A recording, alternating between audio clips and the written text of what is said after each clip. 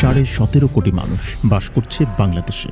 প্রতি 3 জনের মধ্যে 2 জন ব্যক্তি কর্মক্ষম, যাদের বয়স 15 থেকে 60-এর মধ্যে। রিপোর্ট অনুযায়ী 17.5 কোটির মধ্যে 13 কোটিরও বেশি মানুষ ইন্টারনেট ব্যবহার করে। 13 কোটি ইন্টারনেট ব্যবহারকারীদের 3টা গ্রুপে ভাগ করা যাক। প্রথম ও সবচেয়ে বড় ইন্টারনেট ব্যবহারকারী গ্রুপ ইন্টারনেট ও সোশ্যাল মিডিয়াতে দেখছে অশ্লীল, কুরুচিপূর্ণ, নিম্নমানের কন্টেন্ট।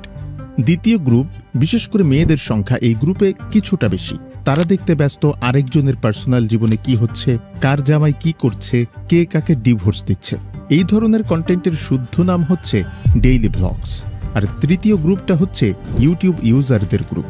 13 কোটি ইন্টারনেট ব্যবহারকারীদের মধ্যে প্রায় 4 কোটি 41 লাখ মানুষ ইউটিউব ব্যবহার করে। সেই 4 কোটি ইউটিউব ইউজারের মধ্যে 2 কোটি 40 লাখ মানুষ দেখে এই কন্টেন্ট।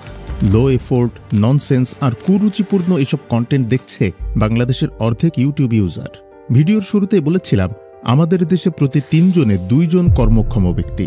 আর এই কর্মক্ষম জেনারেশন যদি কুরুচিপূর্ণ চিপ কন্টেন্ট ও মানুষের ব্যক্তিগত জীবনের ঝগড়া বিবাদ দেখে সময় কাটায়, তাহলে এই দেশের উন্নতি কি আদতে সম্ভব? এই দেশের মানুষের মেধা বিকাশ কি হচ্ছে? এই প্রশ্নের উত্তর ভিডিও পজ করে আপনি আমাদের কমেন্ট করে জানিয়ে দিন। আমরা অ্যানালাইসিস করব বাংলাদেশের মানুষের রুচিবোধ কিভাবে দিন দিন কমে যাচ্ছে, আর এতে করে কি ভয়ঙ্কর মেধাশূন্যতার দিকে আগাচ্ছে এদেশের মানুষ। এই ভিডিওটা এটারই একটা রিয়েলিটি চেক। প্রথম প্রশ্ন, why Bengali loves cringe content? আমরা বাঙালিদের সবচেয়ে পছন্দের জিনিস হচ্ছে কমফোর্ট। যেখানেই বাঙালি কমফোর্টেবল ফিল করে, বিশেষ করে ব্রেইনের কাজ করতে না হয়, স্কিল ব্যবহার করতে হয় না, সেখানেই বাঙালি বেশি ঝুঁকে। আর এর মধ্যে যদি অশ্লীলতার মাল মশলা ঢুকিয়ে দেয়া যায়, তাহলে তো কথাই নেই। ক্রিঞ্জ, নিম্নমানের কন্টেন্ট দেখা যেমন একটা সহজ কমফোর্টেবল কাজ, তেমনই এ ধরনের কন্টেন্ট বানানোটাও খুব কমফোর্টেবল একটা কাজ। Basically no ব্রেইনার। আসেন তাহলে এই হিসাবটা মেলাই। পৃথিবীর সব নোংরামি ও কুরুচিপূর্ণ জিনিসপাতি আগে পাওয়া যেত নিষিদ্ধ ওয়েবসাইটে, আর এখন তা ওপেনলি পাওয়া যায় সোশ্যাল মিডিয়াতে। কানাডায় একটা এক্সপেরিমেন্টে দেখা গেছে, একটা নতুন ইনস্টাগ্রাম ওপেন করার 45 মিনিটের মাথায় সব ধরনের ভালগার কন্টেন্ট দেখাতে শুরু করে সেই অ্যাকাউন্টে। একটা আইডিয়া করা যায় সোশ্যাল মিডিয়া কি পরিমাণ পুশ করে ভালগার কন্টেন্টগুলো, আর ঠিক এই বিষয়টাকে কাজে লাগিয়ে অশ্লীলতাকে পুঁজি করে। তাদের ট্যাকটিক্স হচ্ছে নিম্নমানের প্রোডাকশন, সুরসুরিমূলক ক্যাপশন আর ভালগার থাম্বনেইল। এই ভিডিওগুলোই দেখুন। পরকীয়া রিলেটেড কন্টেন্ট 1 মিলিয়নের বেশি ভিউ। বাসরাতে খাট ভাঙল টাইটেল, ভিউজ 3 মিলিয়ন। বোনের নির্লজ্জ বান্ধবী, ভিউজ 1.4 মিলিয়ন। আর যারা এরকম অশ্লীল নাটক বানাতে পারছে না, তারা করছে অশ্লীল নাচানাচি ও টিকটক। সায়েন্স ও লজিক দিয়ে এটা বোঝা খুবই প্রয়োজন কিভাবে এসব কন্টেন্ট এই জেনারেশনের ইন্টারনেট ইউজারদের মেধা শূন্য করছে। আমাদের ব্রেইনের সিইও হচ্ছে প্রিফ্রন্টাল কর্টেক্স, বা সংক্ষেপে পিএফসি। পিএফসি এর কাজ হচ্ছে ক্রিটিক্যাল থিঙ্কিং, লজিক, রিজনিং এইসব বিষয় হ্যান্ডেল করা। চিপ, কুরুচিপূর্ণ, অশ্লীল কন্টেন্টগুলো প্রসেস করে ব্রেইনের ইমোশনাল পার্ট অ্যামিগডালা। এখন এই 2টা কন্টেন্টকে আমরা কম্পেয়ার করি। একটা নজরের ডার্ক সাইড অফ পর্নোগ্রাফি, আরেকটা বাসর ঘরে খাট কাঁপানো টাইপ অশ্লীল কন্টেন্ট। নজরের ডার্ক সাইড অফ পর্নোগ্রাফি কন্টেন্টে অনেক ধরনের সায়েন্টিফিক ব্যাখ্যা ও অ্যানালাইসিস আছে, যেটা বুঝতে হলে কিছুটা ব্রেইনেরও ব্যবহার করতে হবে।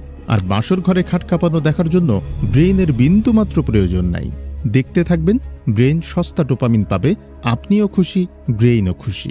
2টাই কিন্তু ভিডিও ফরম্যাটের কন্টেন্ট, কিন্তু একটা প্রসেস করছে ব্রেইনের পিএফসি লজিক্যাল পার্ট, আরেকটা করছে অ্যামিগডালা বা ইমোশনাল পার্ট। এবার তো একদম সহজ হয়ে গেল ব্যাপারটা, তাই না? যারা সারাদিন ইন্টারনেটে এসব লো কোয়ালিটি কন্টেন্ট দেখছে, তাদের ব্রেইনের পিএফসি ব্যবহার হচ্ছে। এজন্যই শুরুতে বলেছিলাম ক্রিঞ্জ ইজ কমফোর্টেবল। এভাবেই গোটা একটা কর্মক্ষম জেনারেশন এখন মেধাশূন্য হবার ঝুঁকিতে। ভাইরাল হবার এই চক্করে কেউ কেউ হিতাহিত জ্ঞান হারিয়ে ফেলছে।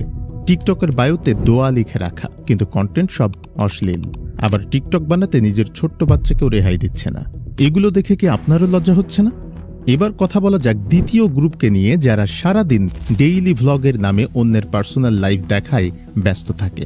কখনো ভেবে দেখেছেন আমাদের দেশে হিন্দি সিরিয়াল এত বেশি পপুলার ছিল কেন?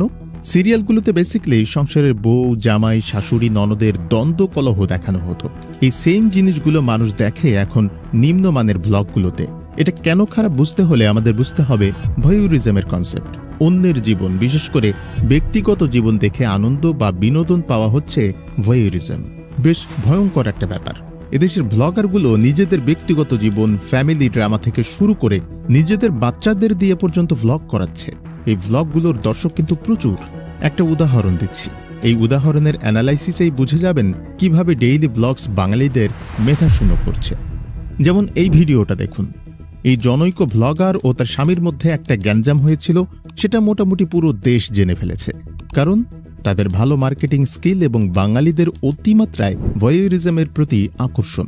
এরপর তাদের দাম্পত্য কলহের ক্লারিফিকেশন নিয়ে একটা ভিডিও পোস্ট করে।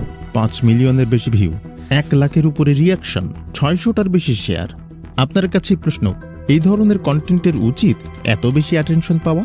পার্সোনাল ড্রামা বাদে ধরুন যদি কোনো স্কিল ডেভেলপমেন্টের কন্টেন্ট হতো, তাহলে কি রাতারাতি এমন ভিউজ হতো? কখনোই হতো না। কারণ আমাদের সেই ভয়েউরিস্টিক বিহেভিয়ার। আর ক্ষতির দিকে যদি আসি, আমাদের সময় নষ্ট হচ্ছে অন্যের ব্যক্তিগত জীবন দেখতে দেখতে, যেটা ভয়েউরিজমকে নর্মালাইজ করা হচ্ছে। এজন্যই দেখবেন এখন ঘরে ঘরে সবাই কাজকর্ম বাদ দিয়ে ব্লগিংয়ের চিন্তা করছে, বাইস্ট্যান্ডার মেন্টালিটি তৈরি করছে। মানে ব্যাপারটা এমন যে আমরা নিজের জীবনই ঠিকঠাক ম্যানেজ করতে পারছি না, আর অন্যদিকে আরেকজনের বাথরুম থেকে বেডরুমের গল্প নিয়ে আমাদের মাথা ব্যথা। এই নিম্নমানের ব্লগগুলো ব্যাপকভাবে দায়ী হবে আমাদের মেধাশূন্য করার জন্য। চলুন দেখে আসা যাক বাংলাদেশের সবচেয়ে বড় ইউটিউবারের কি হাল। রাকিব হোসেনের উত্থান হয়েছিল কিন্তু সাইকেল স্ট্যান্ড দিয়ে। রাকিবের বিভিন্ন সাইক্লিং স্ট্যান্ডের ভিডিও বেশ ফেমাস ছিল 2017 থেকে 18 সালের দিকে। সাইকেল স্ট্যান্ডের সব ভিডিও যদিও রাকিব রিমুভ করে দিয়েছে তার চ্যানেল থেকে। তবে এই সাইক্লিং স্ট্যান্ড কিন্তু একটা ভালো স্কিল। তবে এই স্কিলকে পুঁজি করার চেয়েও বেশি কমফোর্টেবল হচ্ছে ব্লগিং। এরপর আস্তে আস্তে ব্লগিং করে ফেম পেতে থাকে রাকিব। তবে এই খ্যাতির মূল কারণ তার ব্লগের কোয়ালিটি না, কারণ হচ্ছে ব্লগের ক্রিঞ্জ এলিমেন্ট, ওভার অ্যাক্টিং, চিল্লাপাল্লা, লাফালাফি এবং মেয়েদের মেকআপ মাখামাখি। আজ পর্যন্ত তার যত কন্টেন্ট আছে তার মধ্যে যে কোনো একটা কন্টেন্ট পিক করে সেটা দেখলেই এই কথার প্রমাণ পেয়ে যাবেন। ব্লগ ভাইরাল করার জন্য শুরু করে আরও উল্টাপাল্টা কাজকারবার। চ্যালেঞ্জ ভিডিওর নাম করে ভিডিও করতে থাকে চিপ সব কাজকর্ম। ফাইনালি তাদের পরিকল্পনা অনুযায়ী ব্যাপকভাবে ভাইরাল হয় 2021 সালের 24 ঘন্টা বাথরুমে থাকার চ্যালেঞ্জ। প্রচুর সমালোচনা সত্ত্বেও ভিডিওটা ভাইরাল হয়। এরপর আবারও তারা সেম চ্যালেঞ্জ নিয়ে আসে, আর এবার তো একদম ভাইরাল হবার নেশায় বুঁদ হয়ে কমোডে পা ডুবানোর মতো কাজকর্ম করে। এখানেই চলে আসে ফাউস্টিয়ান বার্গেন থিওরি। এই থিওরি এসেছে জার্মান লোককাহিনী ফাউস্ট থেকে। এখানে ফাউস্ট নামের একজন মানুষ জ্ঞান আর ক্ষমতার লোভে নিজের আত্মা বিক্রি করে দিয়েছিল শয়তানের কাছে।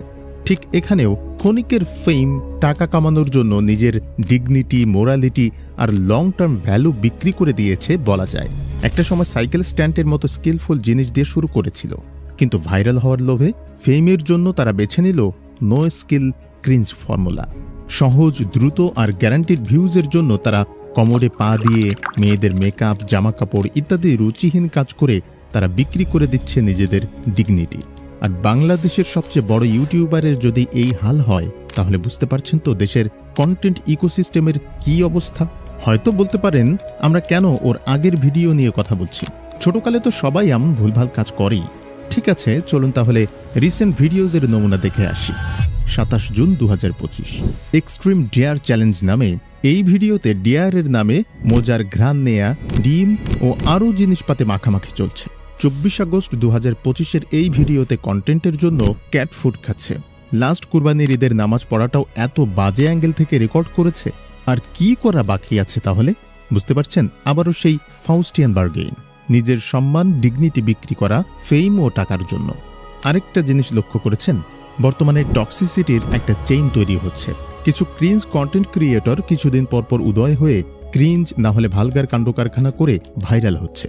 ওদের রোস্ট করার জন্য আবার একদল রোস্টার এসে গালিগালাজ, বডি শেমিং, স্লাট শেমিং যা করা লাগছে করছে। এরপর অডিয়েন্স বেজ দুই পক্ষে ভাগ হয়ে যাচ্ছে। একটা অডিয়েন্স বেজ সে রোস্টারদের মা বাপ তুলে গালি দিচ্ছে, তুই আগে ওর মতো হয়ে দেখা টাইপ ফালতু লজিক দিচ্ছে। আরেক দল সেই ক্রিঞ্জ ক্রিয়েটরকে গিয়ে গালিগালাজ করছে, কিন্তু কেউ কমেন্টে গিয়ে এটা আসলে বলছে না যে আমাদের কারো আসলে এসব কন্টেন্ট দেখাই উচিত না। একটা টক্সিক ইকোসিস্টেম তৈরি হচ্ছে বাংলাদেশের অনলাইন স্পেসে। আরেকটা বিষয় যেটা নিয়ে এখনো পর্যন্ত কেউ কথা বলেনি, সেটা হচ্ছে কন্টেন্ট ক্রিয়েটরদের অডিয়েন্স কোয়ালিটি। মানে যে অডিয়েন্সগুলো আসলে তাদের ফলো করে তাদের কোয়ালিটি কেমন। মনে আছে একটু আগে বলেছিলাম আমরা বাঙালিরা অলওয়েজ থাকতে চাই কমফোর্ট জোনে। এই কন্টেন্টগুলোই আসলে comfortable content. Low quality content এই জেনারেশনের একটা ইম্পর্ট্যান্ট জিনিস নষ্ট করে দিচ্ছে, ক্রিটিক্যাল থিঙ্কিং। কেন? কারণ যখন কেউ সবসময় লো কোয়ালিটি এন্টারটেইনমেন্ট কনজিউম করে তখন তার ব্রেইন আর কিউরিওসিটি ডিমান্ড করে না, নতুন কিছু জানতে চায় না, কমপ্লেক্স আইডিয়া প্রসেস করতে চায় না। একটা সময় আসে যখন সিরিয়াস কোনো বিষয়, যেমন ধরুন ইকোনমি, পলিটিক্স বা সায়েন্স, এগুলো বোরিং মনে হতে থাকে। কিন্তু ওই বোরিং জিনিসগুলোই আসলে আমাদের রিয়েল লাইফকে শেপ করে। এই জেনারেশন আস্তে আস্তে লাউড থাম্বনেইল, ওভার অ্যাক্টিং আর চিপ ডেয়ারকে নর্মালাইজ করে ফেলেছে। এই স্ক্রিনশটগুলোই দেখে আসুন। যে 3 ক্যাটাগরির ইন্টারনেট ইউজারদের কথা বলেছিলাম সে 3 ক্যাটাগরির ভিডিওর কমেন্ট বক্স থেকে নেয়া। না এরা পারে ইংরেজি, না পারে বাংলা। এই অবস্থা কেন হবে? আর বেশিরভাগ মানুষ কমেন্টে লাইক, ফলো, ভিক্ষা চাচ্ছে 10 সেকেন্ড ব্যাক টু ব্যাক। কারণ তাদেরও তো স্বপ্ন ব্রেন ইউজ না করে মানুষের ভিক্ষা দেয়া, লাইক, ফলো দিয়ে একদিন তাদের আইডলদের মতোই বড়লোক হবে। আবার এই টেস্ট ডিগ্রেডের কারণে কিন্তু মার্কেটও ডিগ্রেড হয়। কারণ ক্রিয়েটর তো অডিয়েন্সের ডিমান্ডই ফলো করবে, অর্থাৎ অডিয়েন্স নিজেই নিজেদের ফিউচার কন্টেন্ট ইকোসিস্টেম নষ্ট করছে উইদাউট ইভেন রিয়ালাইজিং ইট।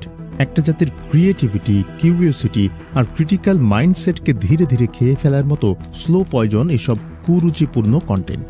এই ব্রেইন রট জেনারেশন নিয়ে নজরের ভিডিও চাইলে অবশ্যই আমাদের কমেন্ট করে জানাবেন।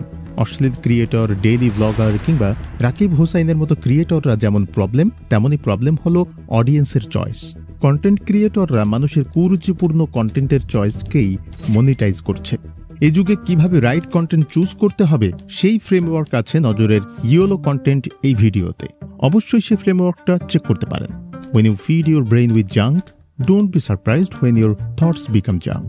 ব্রেইন রটের এই যুগে এসব লো কোয়ালিটি রুচিহীন কন্টেন্টের কারণে আমরা যাতে আমাদের সবচেয়ে বড় শক্তি ক্রিটিক্যাল থিঙ্কিংকে হারিয়ে না ফেলি, এর জন্য হতে হবে সচেতন। Let's repair Bangladesh together.